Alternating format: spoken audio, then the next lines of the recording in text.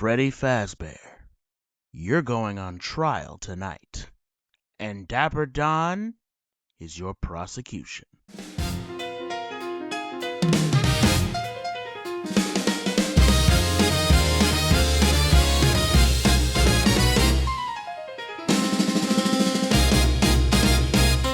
Well, hey there, Indy, turn your dial. Dapper Don's here to make you smile with a co-host sharp and riff so true. We've got the laughs, the rants, the view. What's going on? Oh, what's the word? Indy's the city where we'll be heard. From Monument Circle to Broad Ripple on. What's going on with Dapper Don?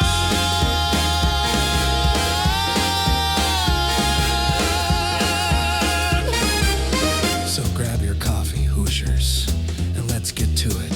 'Cause we're in the house! What's going on? It's Dapper Don, and I'm excited to welcome you all back.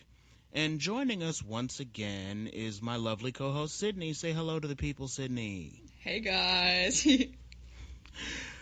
Now, FNAF was a massively popular indie game, one that, when it dropped in 2014, like its counterpart, Undertale, completely changed our understanding of what peak gaming was. Instead of teams of sad, sweaty Japanese guys being the only ones who could make good games, now a white guy with too much time on his hands in a basement full of dreams could make games that competed with and even overshadowed huge AAA titles. This blew our collective minds, and as mentioned before with Undertale, opened up the market for all kinds of independent creators with a dream and a random game-making software to step up to the plate and make their dreams a reality.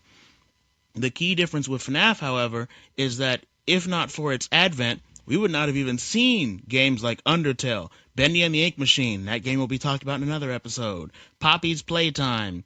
Those games are a direct byproduct of Five Nights at Freddy's success, and for that, I will be forever grateful. But there's a flip side to that coin. As some of you may have understood from previous episodes, I'm not the hugest fan of Mr. Fazbear. Don't get me wrong, I still do love the games and participate in any content or theorizing that comes out, and I think the concept and designs are great, and I've come to appreciate them as an adult even more. But I sorta kinda loathe stories that give you nothing unless you go super sleuthing and decoding puzzles and paying attention to newspaper clippings that only last a second and reading posters in the middle of an already intense and timing-dependent game loop.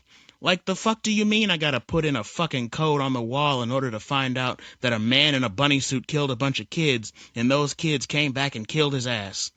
And what do you mean I have to do all that while trying to keep said bunny man from killing me? I don't know. What do you think, Sid? I don't know, like, I feel like it set the scene for a lot of games of its kind to come out. I feel like, obviously horror games existed before Five Nights at Freddy's, but as soon as Five Nights at Freddy's came out, I feel like there was just this big raving kick for stuff like that, and the jump scares and all these things. So, obviously the puzzleness of it, not for everyone, but I don't know, like, I love a good lore, I can't lie. Okay. I don't know what just happened, but my recording stopped. I'd say okay, though. We can get back into it.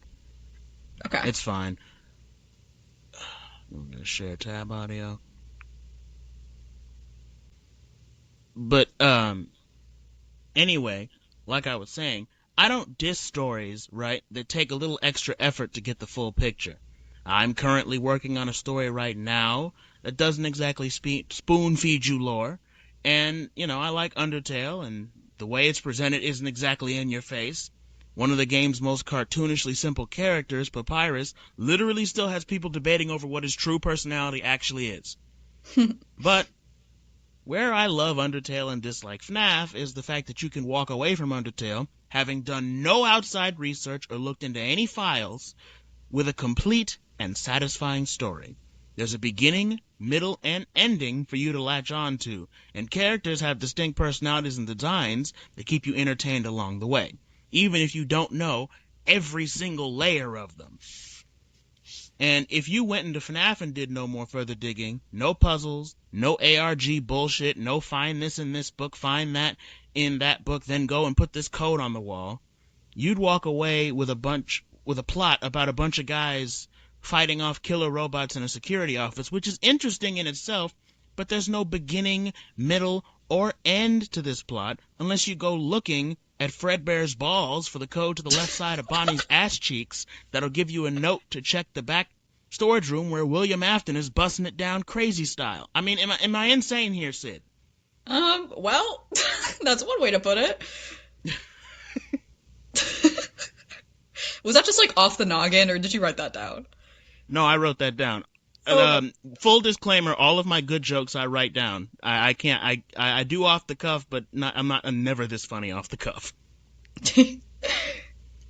So yeah, what do you think? I mean, okay, like let's just you've played FNAF, or at least you've ventured in that. What do you think about like having to do all that just to get the story of the game? I mean, it's like, to me, like, he didn't mean for it to go that deep.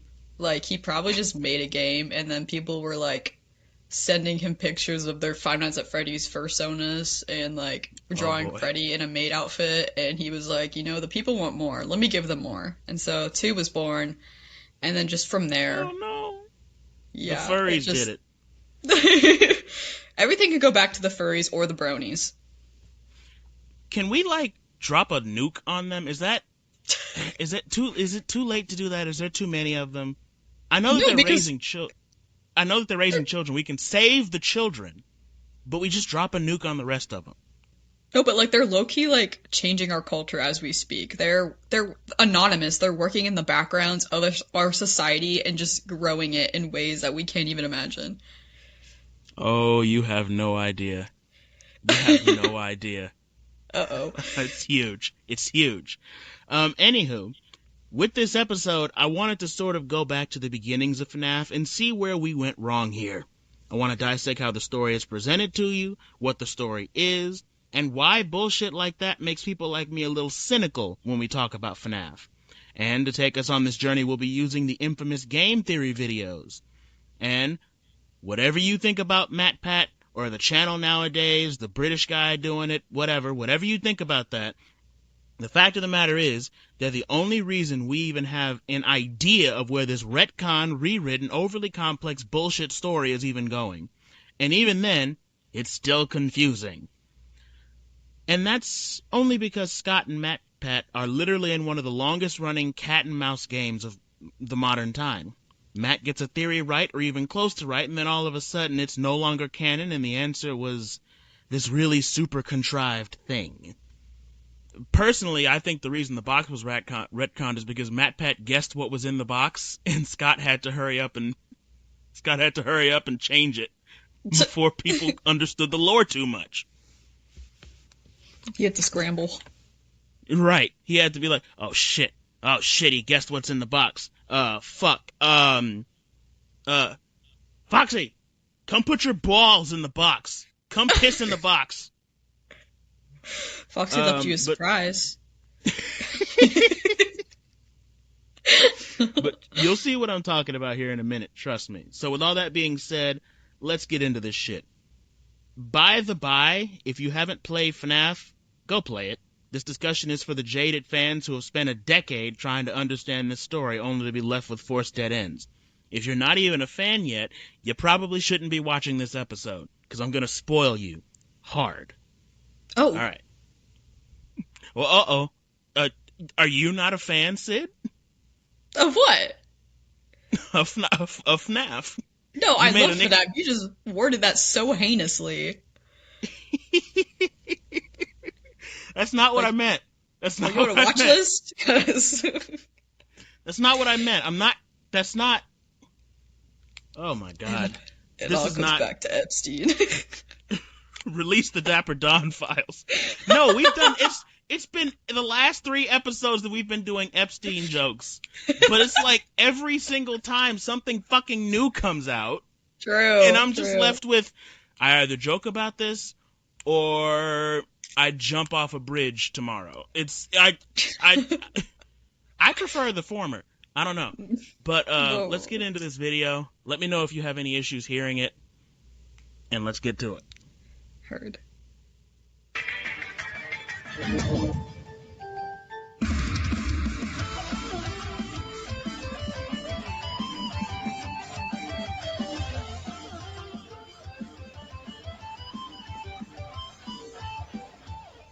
Internet, welcome to Game Theory, the William Afton of YouTube. I always come back. So here's something crazy. You know how every FNAF game Why are tends to there so have many 5 main nights, a bonus 6th night that gets you more lore hints, and then a challenge mode 7th night where you customize all the animatronics? Well, look at the games. We have 5 main games bearing the 5 nights title, a bonus 6th game that was mostly for lore, and now a 7th standalone release where you customize the animatronics. Now, Sid, remember we were talking about earlier how he seemed to have only meant to make one game? Yep. I want you to put yourself in the mind of someone who only meant to make one game and then because of fan demand had to make several. Did you just hear that Five Nights at Freddy's has a 6th night? That's what confuses me. Why the fuck do all these games have a 6th night? It is 5 nights at Freddo's. It is 5 nights. That's what we agreed upon. We agreed on 5 nights at Freddy's, and now you want a 6th? So I can find out your lore when you could have told me throughout the entirety of the game? 5 nights is enough for me.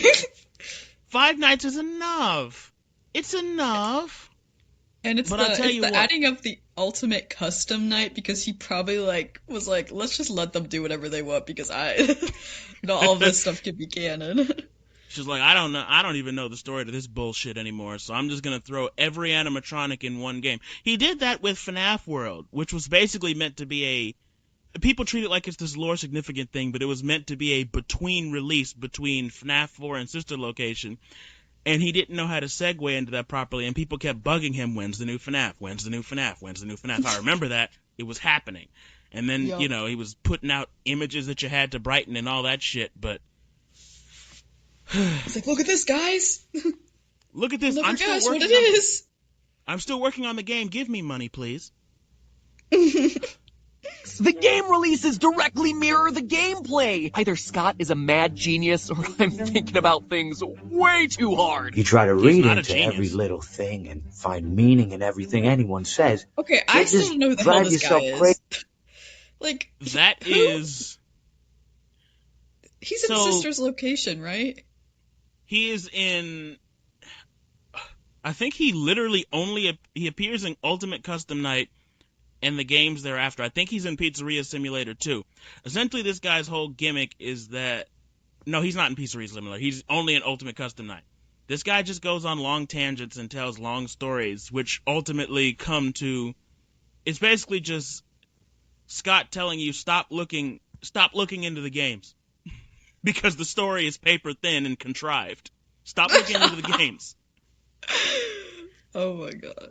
Alright, Yeah, whatever. I mean, Scott's self-aware about this shit. That's why it's like he's no mad genius. He's a man who had to improvise because people wouldn't leave him the fuck alone. Poor fella. Okay. Oh, Crazy. I heard you last time, Mr. Hippo. But guess what, you Barney reject? Reading into every little thing is the only way to have this series make any sort of sense whatsoever. Case in point, today's episode. With the final novel out and Ultimate Custom Night picked to shreds, it finally feels like the story of FNAF is at its end. Or at least... This video was made 7 years ago. are you serious? Yep. It finally feels like the story's at its end, huh?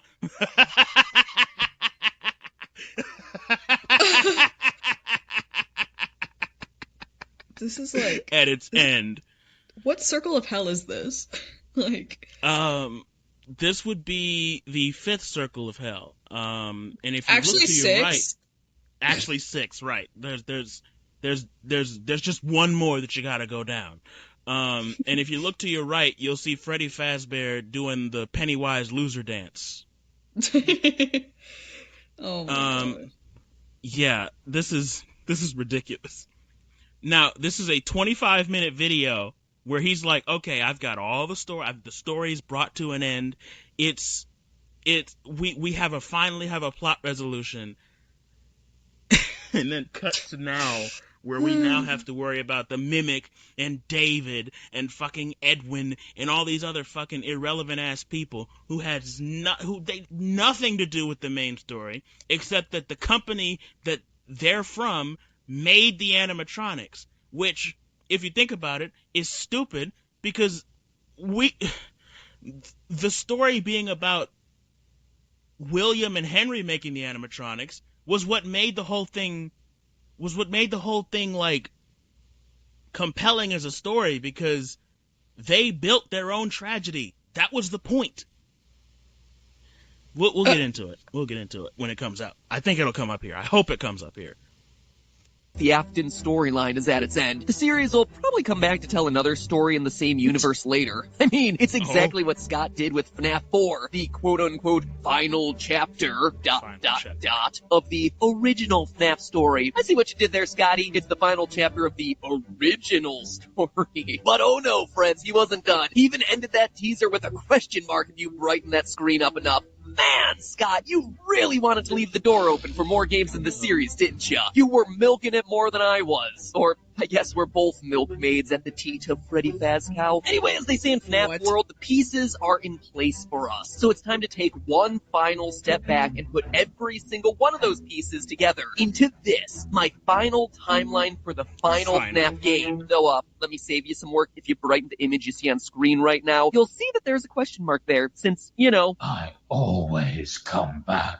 And if he comes back, well, I gotta pull myself a Samurai Freddy and pursue the anime Fox of Truth wherever it may lead. Let's do this. Now, putting together a final timeline of events for this series is incredibly challenging and requires us covering a lot of really minute details from literally every element the series has ever released. This is my longest, most involved theory in 7 years, covering every square inch of the series. So fair warning that this episode is not for the faint of heart. It is extreme. A way for me to simultaneously flex my knowledge of the minutiae of the series, all while trying to come up with a satisfactory answer to pretty much every question it has ever thrown our way. And of course, there are some questions that don't have clean answers, which I'll be calling out for you as I go. So for those of you who want to take the challenge and attempt a timeline on your own, let me first explain my thought process. As I was writing this episode, there are 3 hard and fast rules that I applied. First, it's important to note that I put greater emphasis on information that was released more recently in the series. While, yes, everything in the series is important, by FNAF 4 and even more so Sister Location, we can assume that Scott had a complete picture of the story in his mind. It's easy to forget that FNAF 1 was going to be Scott's final game after years of trying to be a game designer and hitting dead ends.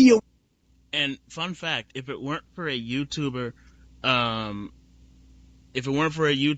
completely ripping that Chipper and Sons game to shreds, Five Nights at Freddy's wouldn't exist. Wait, what? Yeah, there was a YouTuber called Jim Sterling that reviewed the Chipper and Sons Lumber Co. and said that the characters there looked like creepy animatronics. And then Scott, being at a dead end, was like, okay, let me just make a game about creepy animatronics. Very interesting. It's a very interesting bit of lore. Oh, that's very interesting bit of lore. This. You said what? I didn't know anything about this. I'm literally ew. Yeah, they do look like creepy animatronics. Yeah. And I mean, I could put up some pictures of the Chipper and Sons folks, but yeah, they do not necessarily look the most realistic. And Scott had that problem all throughout his game making career. They just didn't have any life in him. And come to find out, he's actually good at creating dead-eyed talking animals. So, I mean, good, nice, interesting origin story, but I wonder if that YouTuber knew that it would get this far. No, literally. Really think that he imagined a lore so deep that it would cover 8 games, 5 books, and countless teasers? That he predicted his story would be so massively popular that it would involve undead purple people way back when we were all just making memes about Foxy Swiggity Swooty coming for that booty? Probably not. So it's safe to assume that the newest information we're getting in the games is the most accurate in pointing to the final story he's looking to tell. So that's rule number 1. Rule number 2, adhering to key dates and events. Now, there isn't much that's certain in this story, which means that the things we do know must... Why? Why is there not much that's certain in your story? Why? Why are you making a game that you expect people in their teenage years to play and there's not certain shit in your story? Again, taking a look at over to Undertale, you don't have to even know who Gaster is to get the full experience of the fucking game. You don't. You don't have to know anything about who Gaster is. You don't have to know anything about the in-depth history aside from what they tell you when you play the game, and you come away with a complete story. Like, this is ridiculous. Why are we making a game where the details of the story are like, well, maybe it's this, and even though we're certain it's this, we're not sure? That's bullshit. That's laziness. It's laziness. I'm sorry, it is. I mean, what do you think? No, it's actually called a build your own adventure game. Oh, see, yeah, my bad. Dumbass Don. I didn't think about that. Yeah, you build your own story. Yeah, we're not going to tell you anything. You just, whatever you think is true is true. Yep. If you think William Afton was a friend to the kids. Oh wait, no, we can't take that interpretation. We'll be eaten alive. No facts. Service fixed points that the other details fit around. We know for a fact from FNAF 1 phone calls that the animatronics are allowed to walk around freely until the bite of 87. We know from FNAF 3 calls that the golden spring-lock suits are eventually retired to a back room after a tragedy at a sister location, the FNAF 4 bite, which itself takes place in 1983. FNAF 3 also tells us that at some point William Afton tries to dismantle the robots, whose spirits rebel, causing him to become Springtrap, eventually getting himself sealed up behind a wall until the workers at Fazbear Fright discover his body and set him loose again. Details like those have to be our guideposts if we're having any hopes of getting anywhere in the story. And lastly, rule number 3, realizing that this isn't just a simple linear timeline. It's clearly established in the games that multiple Fazbear locations exist at the same time, and that the events in one affect what happens in other locations. For proof, just look at Phone Guy in FNAF 3. Welcome to your new career as a performer/entertainer for Freddy Fazbear's Pizza. Right now, we have 2 specially designed suits that double as both animatronic. I'm sorry, did you just see Springtrap hitting that walk? Why he's stalking right there? Yeah, my boy's got the strut. Oh my god, I thought he wasn't supposed to have a whole good range of motion. That dude is booking it. That's that. I'm sorry, I just got distracted. And suit. After learning of an unfortunate incident at the sister location involving multiple and simultaneous spring lock failures, the company has deemed the suits temporarily unfit for employees. This not only tells us that the first Freddy Fazbear's Pizza had 2 golden suits, but also that the first... Okay, so you heard that. Now, after it said the sister location had multiple simultaneous spring lock failures. There's only one spring lock suit in Five Nights at Freddy's sister location, and it's the one you hide in. So tell me, what do you mean multiple and simultaneous spring lock failures? Why, if it's implied that your sister location was supposed to be Fredbear's based on what you just said there, why do you make a game with animatronics that look like car hubcaps? Why do that? Why? Gosh, I don't get it. I don't get it. Because, see, me, I would have cashed out. I would have cashed out, and I would have just been like, it's done. It's over. Give me my money. I'm retiring. He could have retired early off of the success of the first game. He could have. Facts. I just don't know. I don't know what kept him creating, because it clearly wasn't... There couldn't have been no real creative process. I just can't imagine. Oh my god. I don't know. I mean, does he have a team of developers? Freddy's was open at the... Now he does. Steel Wool, they made the Security Breach games, which we're going to get into the Mimic shit in part 2 to this episode, because the lore is just such that if I had covered it in one video, we would have been very much angry and stressed by the end of it. So nice. I've just decided that we're going to react to this video for as long as humanly possible, and then we're going to come to a conclusion there, and then we're going to go to the Mimic shit, react to that, and then we're going to come to an ultimate conclusion as to where the lore went wrong, where we went wrong in demanding that this keep going. So that's kind of where we're headed. Heard. same time as the FNAF 4 Freddy's. The spring lock failure in the FNAF 4 location prompted the yellow suits to be retired in the FNAF 1 location. In short, a lot of these events overlap. Restaurants often stay open for years beyond what we see in the games, and everything weaves together in a way that's much more complicated than simply saying, this restaurant opened, kids died, it closed. But why, though? Why? Why does it need to be more complicated than that? Why? Facts. Why? I think the most unrealistic part is that they just keep opening and closing locations and just going back and forth as if people would even want to keep going. I was about to say, I mean, if this is supposed to be a game that's realistic and the realism is the horror of it at first, because that's the way it was at first, it was supposed to be a Chuck E. Cheese horror game. Why would a restaurant get closed down because kids get murdered, and then anybody other than teenagers trying to get a scoop show up to patronize that restaurant again? And then how bad of a business decision is it to make light of those murders by opening a third restaurant with a creepy bunny suit that recreates the murders? No, literally. And again, Scott, why does the story have to be any more complicated than kids possessing animatronics and getting revenge on a guy? That's a fine story. That story had people making songs and putting the purple guy eating toast with a ponytail, and it had all the fan art you could dream of, and it had everybody crying, and there was that one ultra sad puppet song by, I think, Try Hard Ninja or something like that. I mean, you had it all. You didn't have to go further. We were fine with our simple pizzeria story. But fuck the fans. Fuck the old fans, I guess. Because I guess the new ones demanded that shit. I don't know why. I like how you said, ugh, yes. Ew, young people. Ugh.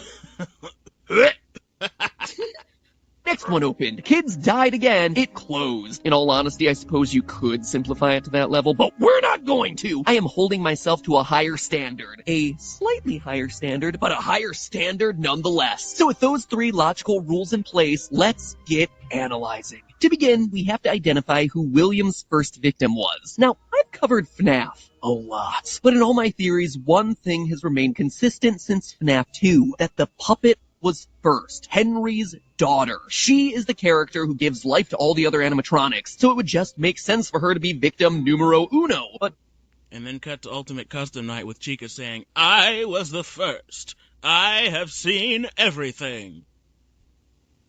He has to scramble to find a way to make it all work. He has to. I think he forgets. I really literally think that he forgets his own character's abilities. Have you ever watched an anime and you're like, wait a minute, that character's ability doesn't work that way? And then you find out that the author forgot how the character's ability worked? That's exactly what this feels like. Because they've done that with, they did that with Dragon Ball Z, they've done that with One Piece. They just forgot their own rules. So I think that's what happened. I think Scott, over the years, wanted to tell the story a certain way, and instead of just going back and saying, hey, we've changed the canon of this story. No, it's part of the lore. There's a continuing timeline, you see.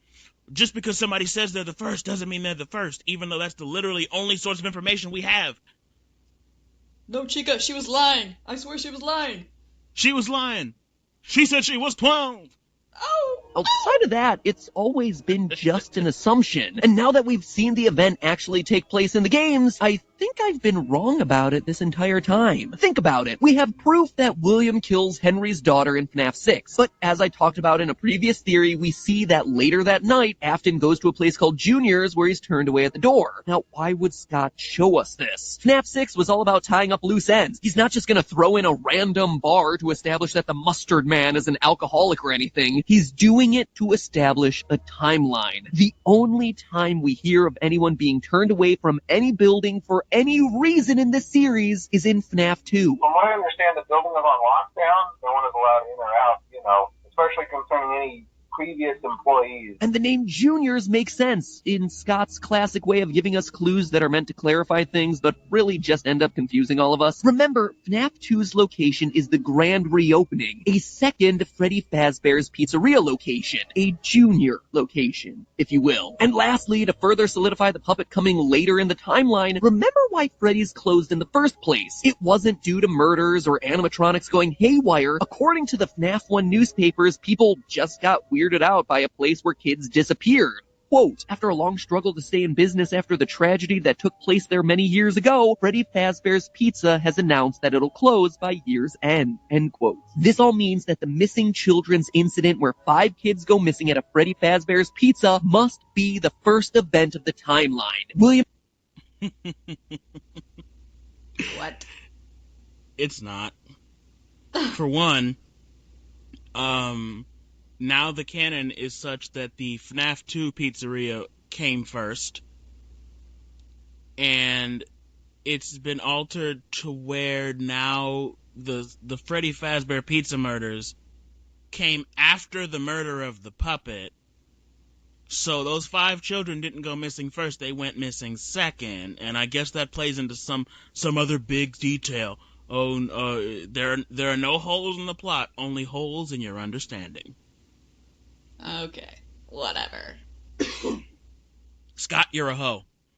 William Afton uses the Spring Bonnie suit to lure 5 kids to the back employees-only safe rooms that we hear about in FNAF 3, hiding their dead bodies in the animatronic suits. We can even figure out the order of who was killed when based on clues hidden in Ultimate Custom Night. We know with 100% certainty that Chica was first based on one of her death lines. I was the first. I have seen everything. That's about as explicit as you get with these games. From a storytelling standpoint, I hate that Chica's first because it really should have been Golden Freddy, so he could be the first spirit killed and the final spirit to haunt Afton in Custom Night, but whatever. Chica, aka Susie, is death number 1. She's lured away by Afton, telling her that her dog died. No. It's not. See what I'm saying? There's 2 firsts. We just heard that the puppet was the first one, and now you're telling me that Chica is the first one. Or excuse me, she's the first of the 5 that were murdered, which is just like, stop. It's not how you tell a story. Imagine if I was writing dialogue and I made a character that was, I don't know, the first to discover something. And he said, I'm the first to discover this. And then someone else comes along saying, I'm the first to discover it. If I didn't address this in story with something other than gaslighting the reader, people would stop reading. True. They'd be like, what the hell? They're gaslighting us. FNAF is an abusive partner. That's the problem. It's an abusive partner. I need attachment style. Yeah, it messed up my attachment style, and now I have an anxious attachment style to lore. Trust me, it's bad. I was trying to find lore in Chuck E. Cheese the other day. It's bad. It's bad. Goodbye. We see it in FNAF 6's Fruity Maze. We also read about it in the 4th closet. Quote, beside them was a little girl with blonde curls. I heard Daddy say he was hit by a car, but I knew it wasn't true. Bonnie told me it wasn't true. He said he found my puppy. And did he take you to your puppy? He took me, but I don't remember. My name's Susie. We even hear about it in the Chica anime cutscenes from Custom Night. I told him that someone ran over his dog in front of my house. Jeez, Scott, I know we were all looking for answers, but man, you beat that one over the head, didn't ya? Not that I'm complaining, but that one was a bit overly obvious, and then all the other ones are just so damn obscure. Just gotta find a better balance here, man. From there, we know that 4 other kids get taken and stuffed into suits. We know their names based on the gravestones at the end of FNAF 6. Gabriel, Fritz, Jeremy, and Grass. Hey, who are we to judge what other people name their kids? Probably some celebrity's kid. Oh, you must meet my children. This is Apple, Audio Science, and Grass. All joking aside, though, loyal theorists will remember this last grave was giving me a lot of trouble during a past theory. You see, this book, the FNAF Survival Logbook, holds a ton of reveals about the franchise, but they're all hidden in code. Some I was able to deduce, some left me stumped. But a few hours after releasing my video covering the book, the mystery was solved by the brilliant deduction of game theorist subreddit user D Powerful. Did you see that? Wait, go back. I don't think I did. Oh! Dabbing ew. Chica, why? Like, is that Dabbing canon? Chica, why? Dabbing Chica, why? For what reason? For what purpose?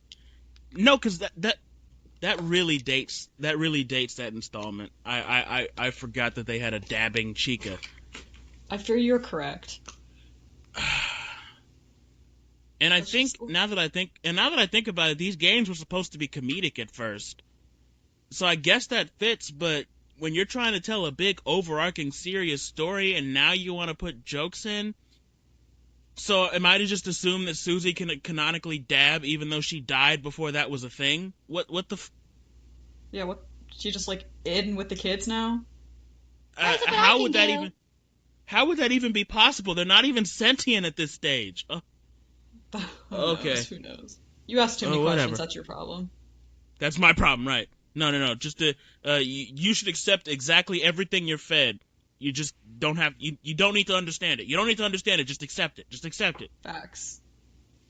2, 10, 11, 8, and 11, and put them not into an alphabet grid for ciphers like I'd been doing and like the book was clearly hinting towards, but instead put them into the word search, of all places. Using the numbers as coordinates in the word search, you could spell the name Cassidy, a name that... Okay, because this is what I was talking about. This is the exact shit I was talking about. Cassidy. Why are you making us solve puzzles to find the names of the dead kids who are supposed to be main characters in your story?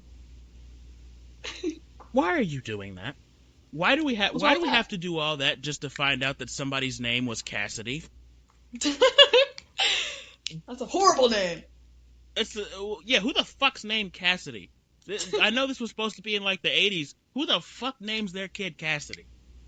Facts. I don't know a single why? Cassidy. But why though? Like, shouldn't... I don't know if I'm being stupid here, but like, shouldn't the names be the first thing established when you're writing something? That's how you get to be attached to the characters enough to pay attention to the lore. No, I think that's actually fair to say. Like, I definitely feel like that should have been, Yeah. Let's go back to Undertale. Let's go back to Undertale one more time. Flowey and Asriel. We did not have to solve a puzzle to find out that Flowey was Asriel. We just had to play the game. We could theorize, we could look for hints, or we could play the fucking game.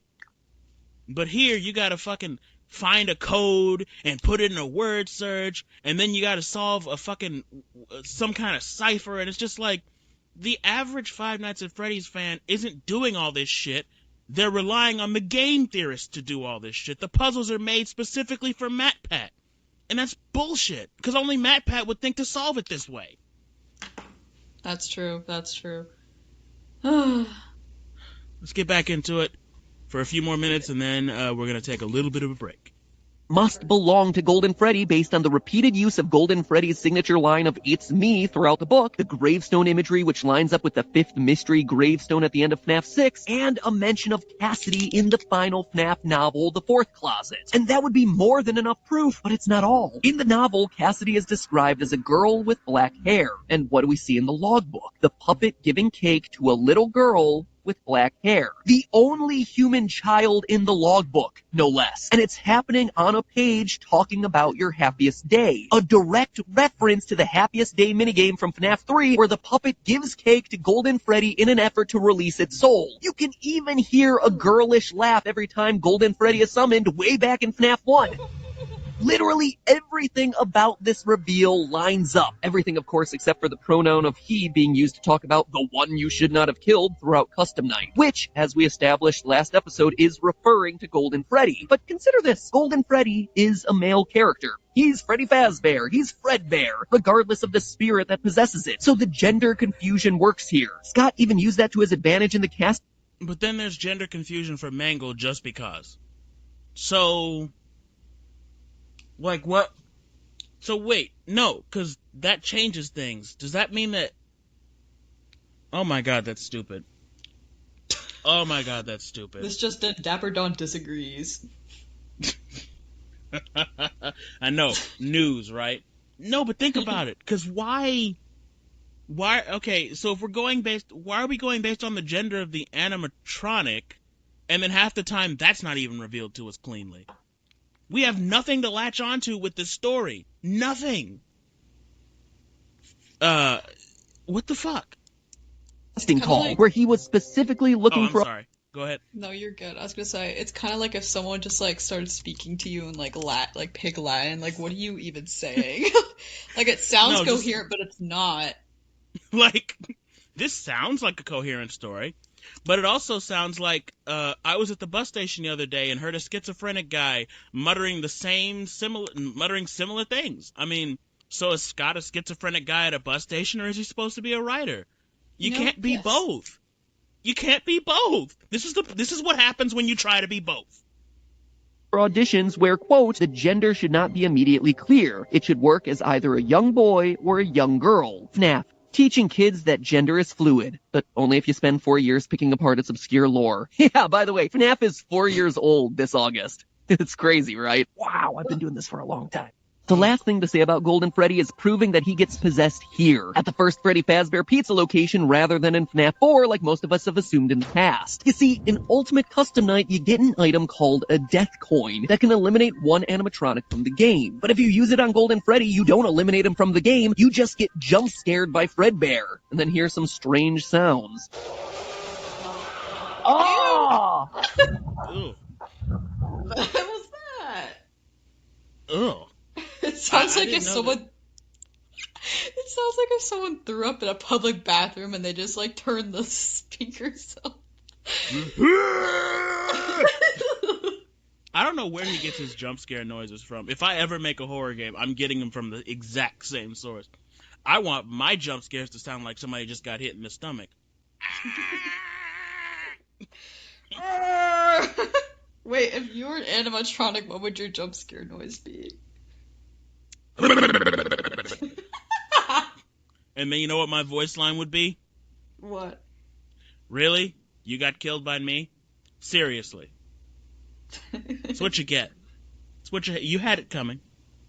It's okay. Just relax and let it happen. Just let it happen. Oh. Just let it happen. Oh my god.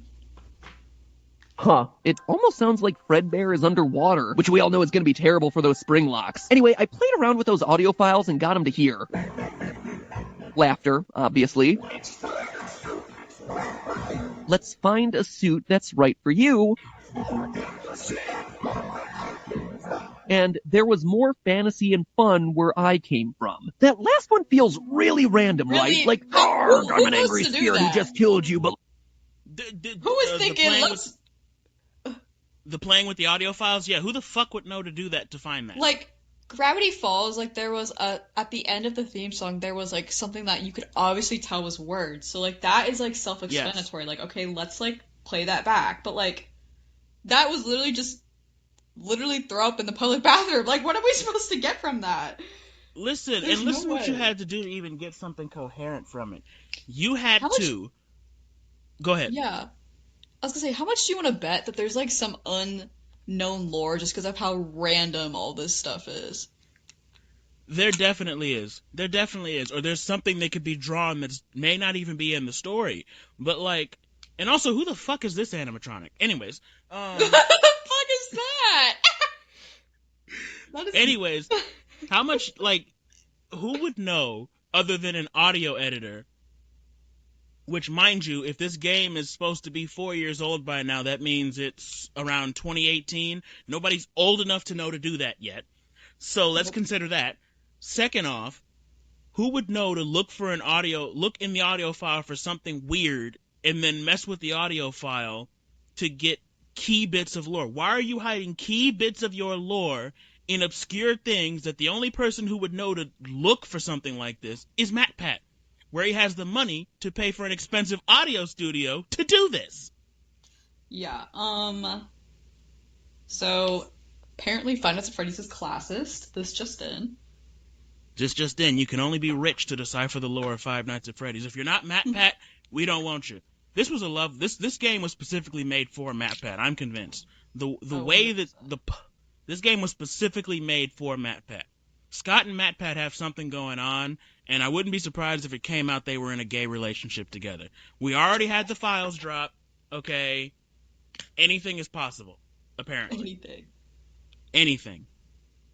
But let me tell you about my love of fantasy, fairies, and long walks on the beach first. I'm very in touch with my emotions. However, the phrase fantasy and fun is a direct reference to the first game in the franchise, where Phone Guy welcomes you to Freddy Fazbear's Pizza, a magical place for kids and grown-ups alike, where fantasy and fun come to life. It's Scott telling us that Golden Freddy is the same spirit who speaks to the crying child via the Fredbear plush at the end of FNAF 4, but who dates all the way back to the first pizzeria and the missing children's incident. Phew, you got all that? Good, because that's the easy stuff. Well, not easy, obviously, considering I'm on page 4 of this script and I've only...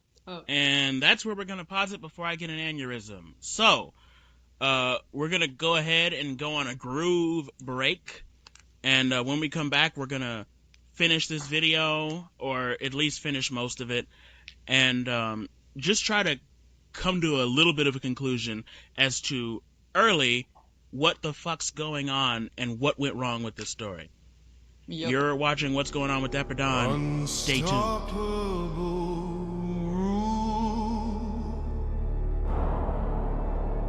King of the flames, terror of your kingdom. You would be a fool to dare my domain. I will not grant her freedom.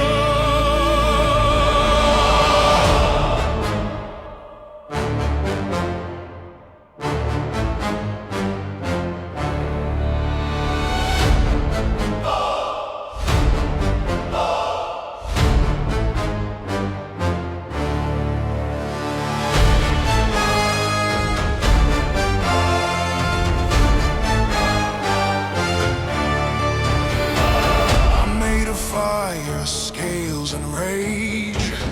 Carve my crown from war and age. Every step cracks stone and bone. This throne was built to stand alone. Hear the drums beneath your feet. Every breath I take's defeat.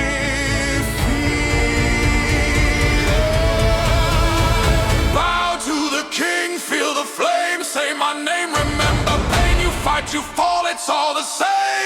This world burns, I reign.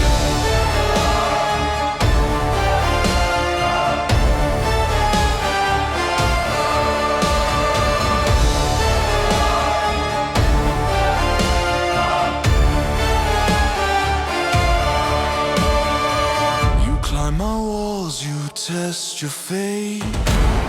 Hope runs thin, it's far too late. Steel and courage melt to ash. Every hero fails at last. Watch the sky ignite in red. Kneel before the words I say. Bow to the king, feel the flame, say my name, remember pain. You fight, you fall, it's all the same. This world burns, I reign.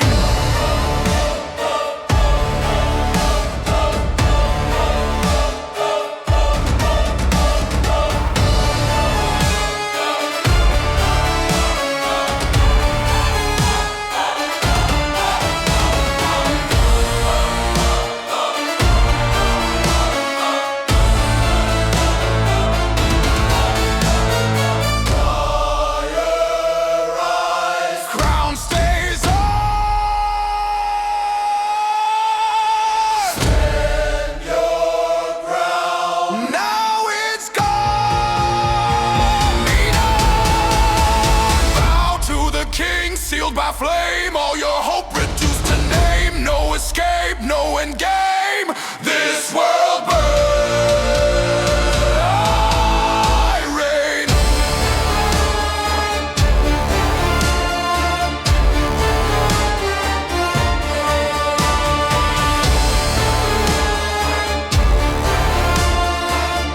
I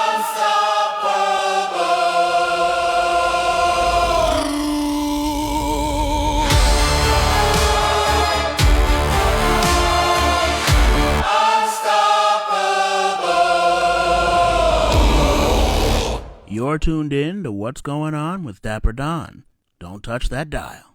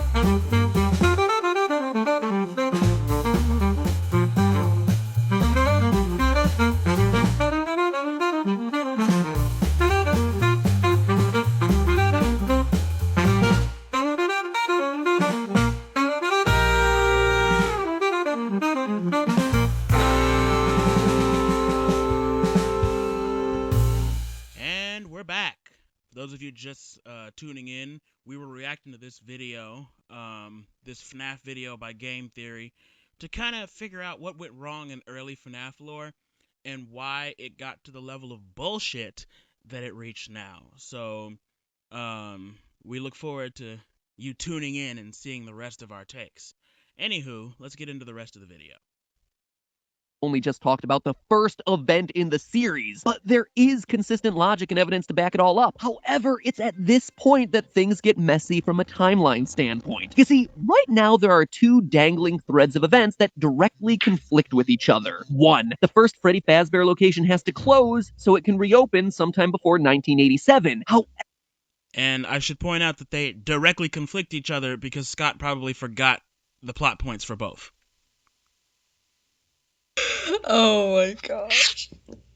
I mean, there's just no way. What do you mean they directly conflict each other? That's a plot hole. That is a genuine plot hole. There's no... Yeah.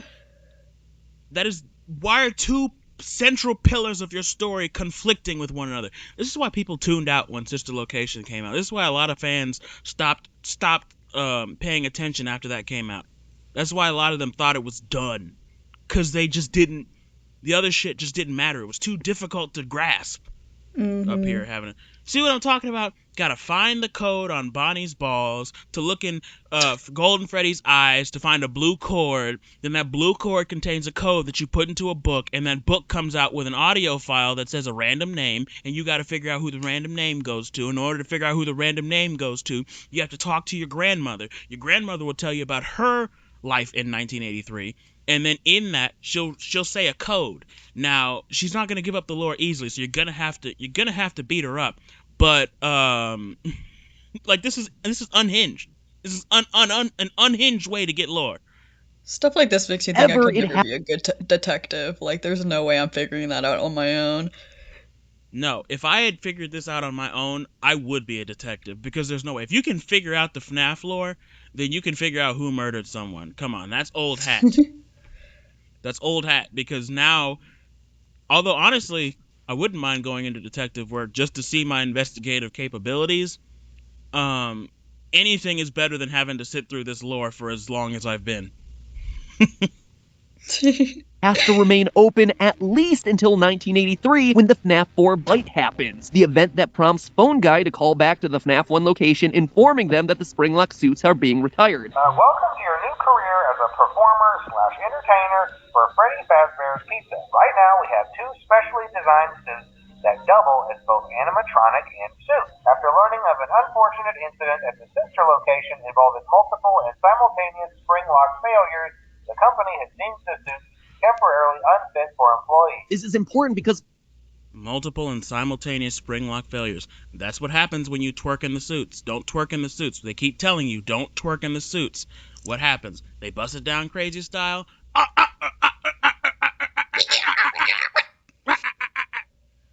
And then before you know it, I shouldn't have twerked in the suit. No, you shouldn't. No. I told you that.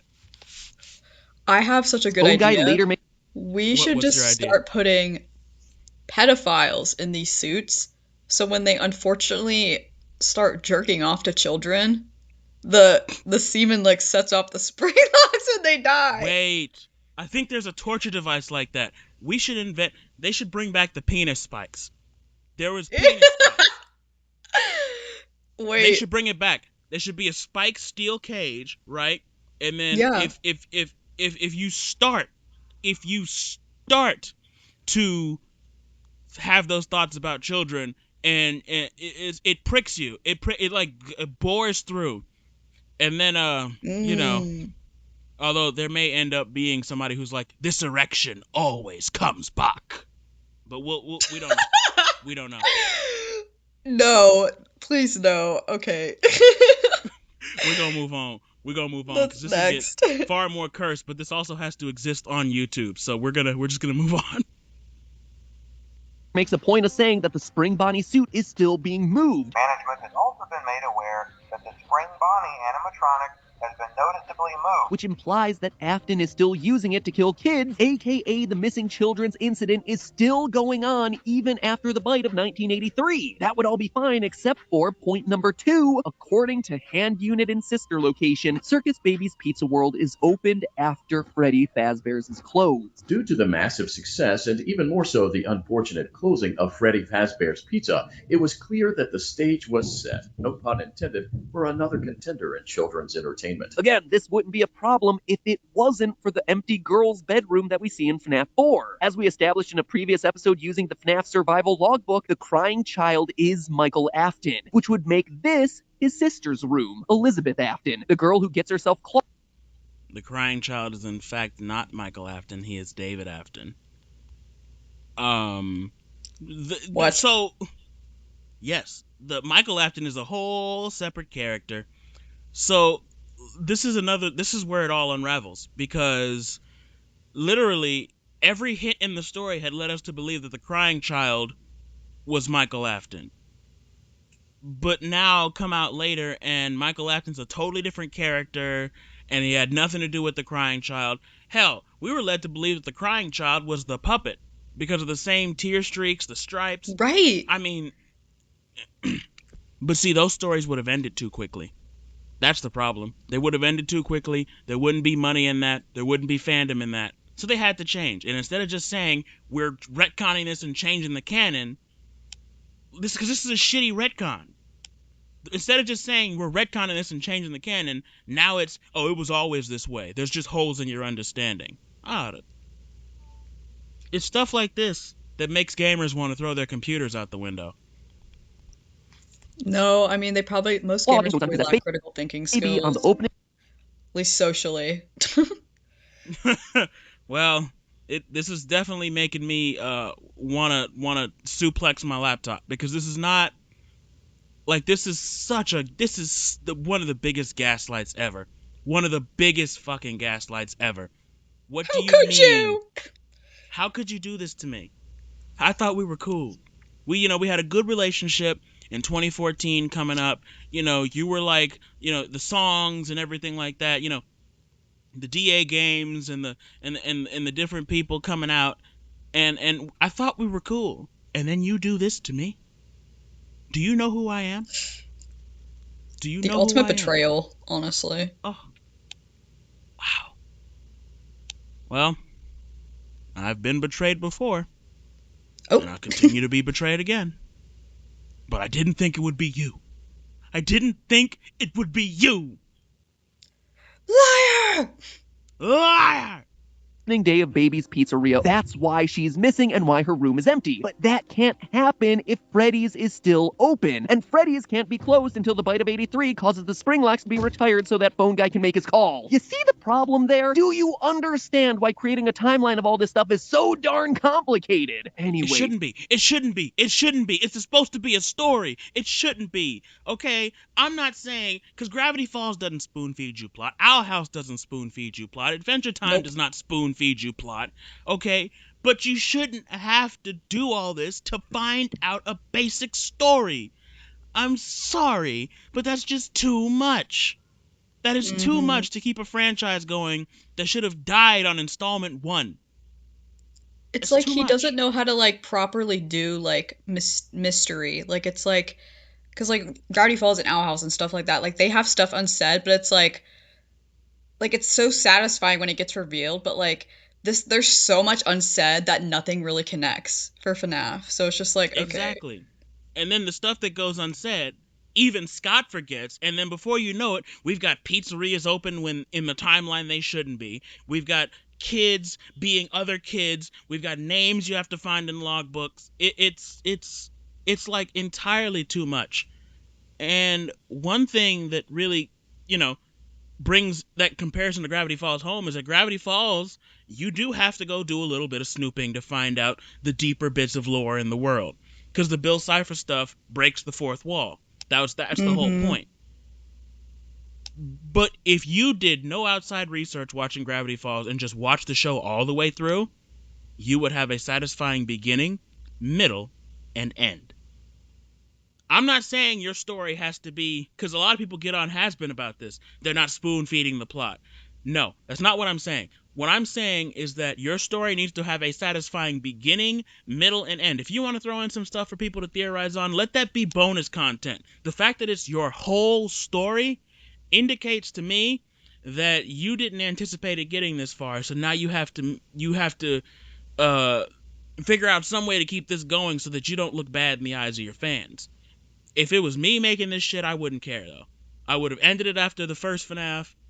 I maybe would have done 2 if I could find a story reason for it, but it would have to be based on details that were established in 1.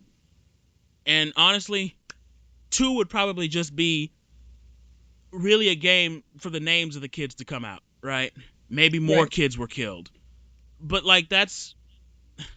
And eventually 3 would be the end. I think 3 should have stayed the end. 3 was originally intended to be the end. It should have stayed the end. This is doing I too agree. Much. It's like the kids were killed. The man that did it got spring locked in the very bunny suit that he used to kill the kids. 3 was enough. And it was already difficult to figure out the lore of the 3 because you had to put in a code in order to even get a mini game to figure that out. And that's how you get the good ending, by the way. Good endings in games, having to solve puzzles for good endings in games is nothing new.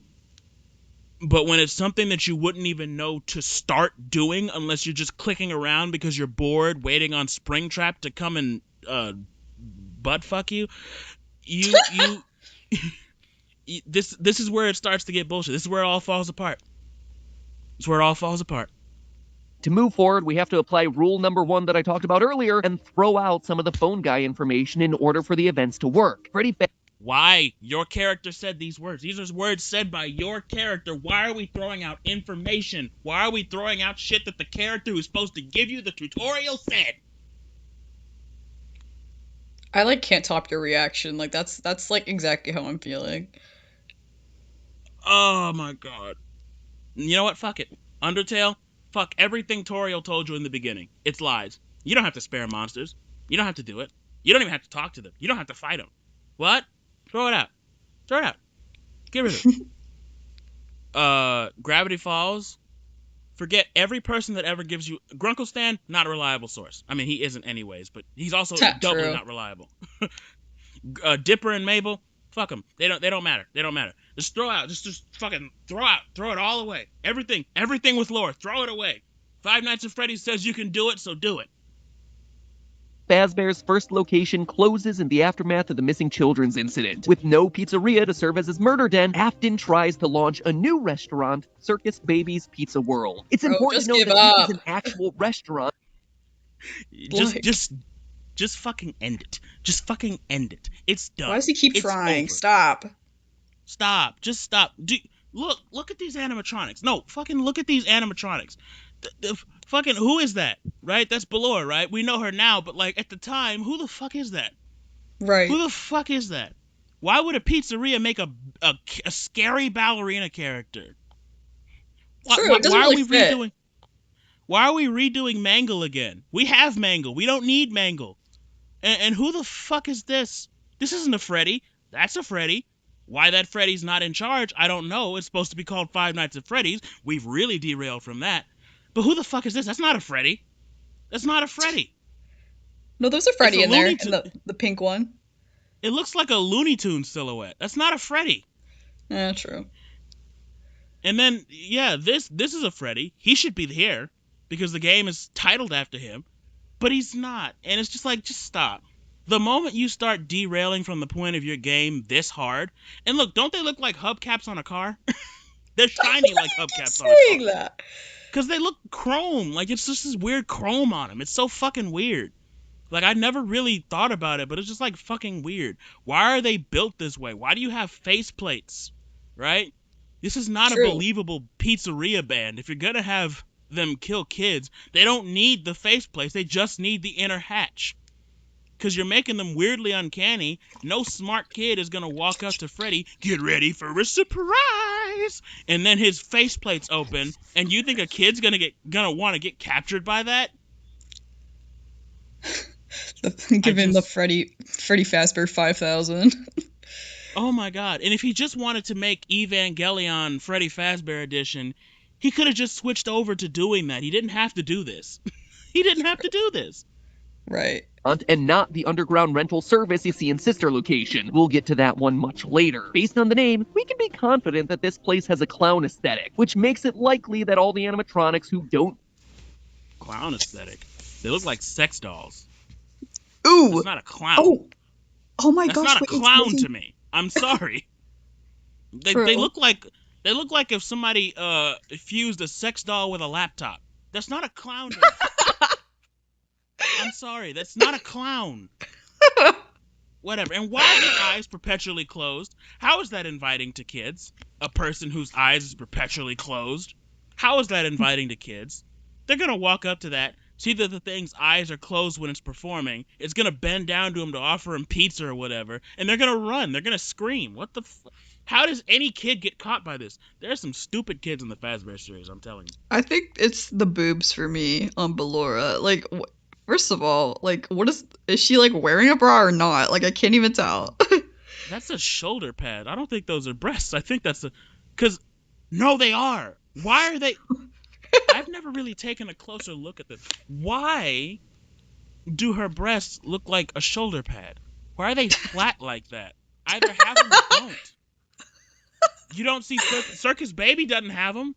She has a breastplate, yes, but either have them or don't. Ballora, what the fuck? Like, Ballora, make up your mind. Make up your mind. Either you're RuPaul or you're I don't know. Either you're RuPaul or you're I don't know. I'm trying to. There's another celebrity that comes to mind, and I'm trying to remember their name. I'm trying to think. Yeah, either you're RuPaul or you're Billie Eilish. She has big boobs. Either you're RuPaul or you're Billie Eilish. You can't be both. Fit into the Freddy Fazbear series of restaurants were made specifically for this place. The Mini-Renas, Balloon Boy, JJ, Dee, and of course, the star attraction, Baby. Notice how they all even look alike. Why is her name Who the fuck is at the bottom? And who the fuck is this shit? What the fuck is this shit? Why are there three of them? Was one not enough? Like, what is the significance of making three when you could just do one and have the one do everything else? Why the fuck are there three? And then they don't even serve any significance. There's just three of them for no fucking reason. And then these fucking things, these are supposed to come out of Ballora or be around Ballora. How the fuck is any kid entertained by this? They look like the fucking, the Dark Knight masks. Or like, what the fuck? Like, they look like fucking... That's like if Slender Man had a face. Like, Thank you. It's like if Slender Man had a face and suddenly decided that he really, really, really needed to get in shape. But who the fuck is entertained by this? Now, the balloon kids or whatever, I understand. That's typical fare. I could even understand Baby, although again, the faceplates thing is not necessary. But who the fuck is entertained by these ghastly looking motherfuckers? literally ghastly. The real question is, how does William Afton have the money to fund all of this? Right. So he has the money to fund all of this, but according to the games, he lives in a rundown neighborhood near a bar. But he has the money to fund futuristic animatronic experiments and children kidnappings. No, literally, because like they're so high tech, like no one's noticing and being like, "We want your technology." Like not a single person. You just pointed out another plot hole too. Like, why are you living in a rundown house and you have all this money? Now I get that FNAF is supposed to be a bit more on the unrealistic side, but it's like every single thing in this story contradicts another thing, which contradicts another thing, that you have to even find a puzzle to solve that other thing. This is a stupid story that could have ended after installment 3 and it kept going. That's what's infuriating about this. This shit, this is ridiculous. We don't need any of this. We don't need any of this shit. We don't need any of this shit. What the fuck is this cancer? However, on day 1 of the restaurant opening, Elizabeth, Afton's daughter, finds herself alone with Baby and gets herself clawed. We know that it's closed on day 1, both from Baby's story and sister location. Did you know that I was on stage once? It wasn't for very long. Only one day. And from this hidden news story about a supposed gas leak. Hidden news story. Okay, well, actually, to be fair, I think that was a teaser, so you kind of were expected to do that by that. Yeah. Like, why? And also, why is it so hard to fucking read? I already had to brighten up the screen to find this. Why does it look like you don't want us to read this? Is it because you don't want us to find details in your shitty plot? Because that's what's going to happen. Ugh. Posted on Scott's website in the lead up to the release of the game. This in turn explains a lot of the weirdness going on in FNAF 4. Why Elizabeth's room is empty. Why Michael Afton has nightmares of animatronics with stomach mouths. And why William locks Michael in his room and has so many surveillance cameras following him around. He doesn't want what happened to his daughter to also happen to his youngest son. You see why it's so important for Circus Baby's Pizza World to happen before the events of FNAF 4? Before 1983? A lot of pieces fit in place if it does. Anyway, in the aftermath of the tragedy, he buries Baby and most of the other humanoid characters underground in a facility that we'll eventually explore in sister location. The rest go on to the new and improved Freddy Fazbear's Pizzeria, which is set to reopen. But first, running parallel to all of this, and I mean all of it, is Fredbear's Family Diner. Fuck you. That's it. I'm done. Fuck you. No more. No more. What do you mean? That's supposed to be the origin point. Somehow. That's supposed to be the origin point. That's supposed to be where the story starts. And now it's running alongside everything. Fuck you. End this shitty story now. Fuck you. Oh my god. And we're not even done. Because in part 2, we're going to get into the mimic shit. And you're going to be even more upset than me, Sydney. You're really? Gonna be so much more upset than me. Because of how we have to find shit out. But for right now, I can't take any more of this. And if it keeps going, I believe that I'm going to go down to Steel Wool Studios and just scream at any random employee that walks outside. I'm going to stand in the parking lot in an overcoat and wait for a random employee to walk out and just start screaming at them. I don't know what I'll scream at them, but I'll just start screaming at them. But, yeah, any final thoughts, Sydney? I mean, like, once again, like, I am entertained by the FNAF series and the movies. Like, I do enjoy them. But, yeah, the more, like, analysis videos I watch, the more I'm just like, huh? Like, it didn't have to be this confusing or this deep, honestly. It doesn't. And the problem here is, it's like, it would be fine if the story was deep, too. Like, okay, there are plenty of books, Song of Ice and Fire, Harry Potter, Hunger Games. They have very big, complex plots, very big, expansive worlds. Books are going to go deep. They're going to be long. They're going to be in-depth. The thing about having an in-depth plot that doesn't spoon-feed everything to you, though, is that you at least need to have some plot to get attached to. Because now, what this video came off as is that every time it was convenient, Scott shifted the lore. And he didn't care if the previous details contradicted it. Game theory got too close, he shifted the lore. Something didn't make sense, he shifted the lore. If he wanted something to a conclusion to be drawn later, he shifted the lore that he already established. What do you mean Fredbear's Family Diner with the old Springlock animatronics is running alongside sister location? If that's the case, then why even have Springlock animatronics in the first place if you have the technology to make chrome animatronics where you don't need to be in them and they can still be lifelike? That doesn't make any sense. Yep. So true. my final thoughts is,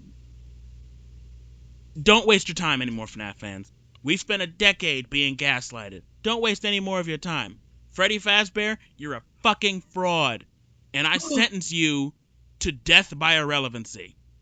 Oh, we haven't even talked about Ennard yet, or any of that. Yeah, we haven't. So we're probably gonna have to finish this video in part 2. I'll make a mental note, or I'll make a physical note here too, to finish this video in part 2, and then go into the Ennard shit, and then we'll maybe go into the Mimic derailment if there's time. So, anywho, that is all for today's show. If you like this episode, don't forget to like and subscribe. All my socials will be linked in the description, as well as who helped put this episode together. Follow us everywhere so you don't miss a beat. And tune in next Saturday at 6:30 p.m. for an all-new What's Going On with Dapper Don. You don't want to miss what I have in store. Peace out.